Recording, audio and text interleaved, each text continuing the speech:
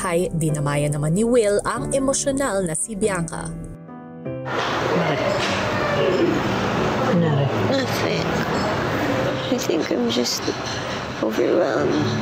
Sa? Emotions. Nagkausap ba kayo? Hindi. Ano ba mga naisip mo? Feeling ko lang baka sumobra ako. Guilty na naman ako. Pero gusto mo ayusin.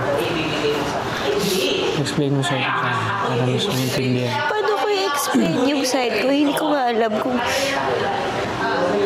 aling part doon ako nagkamali na naman. Masahan. Yung asaran. Parang ayoko lang parang maging apektado kasi.